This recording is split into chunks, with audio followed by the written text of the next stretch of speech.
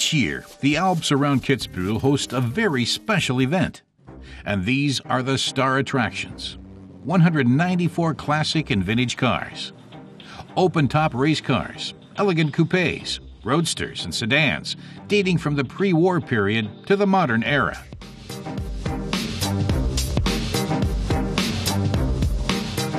The final preparations are being made. Then the starting pistol is fired, and the 26th Kitzbühel Alpine Rally is underway.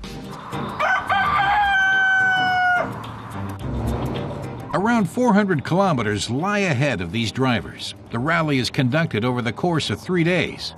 Herbie, the famous love bug, is also taking part.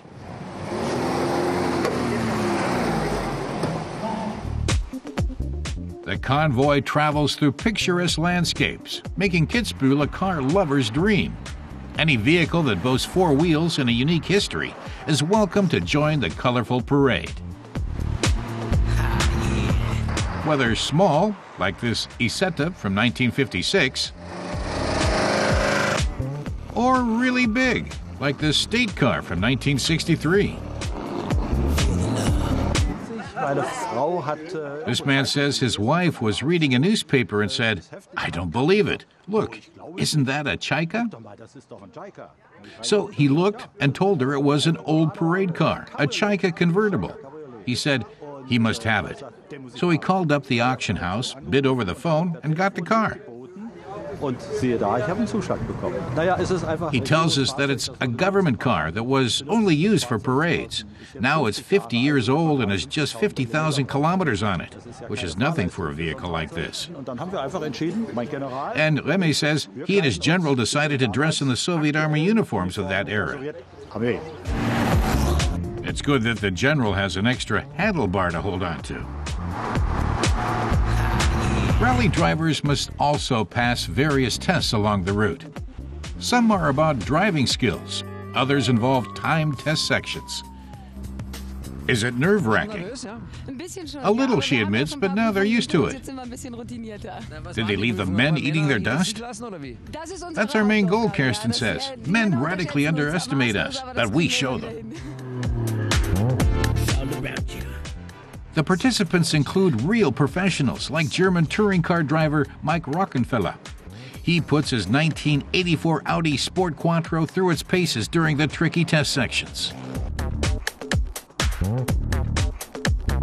Rockenfeller says the weather's great and they enjoyed the drive. He hopes they've done fairly well on the tests.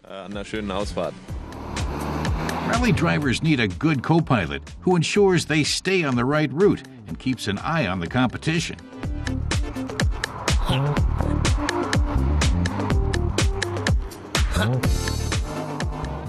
He says she's vital and that he'd be lost without her. She agrees.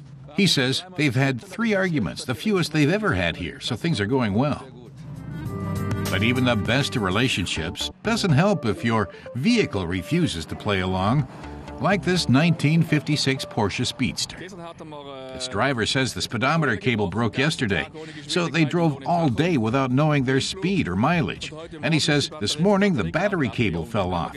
He says it took them an hour to get the car going, which is why they're a bit late.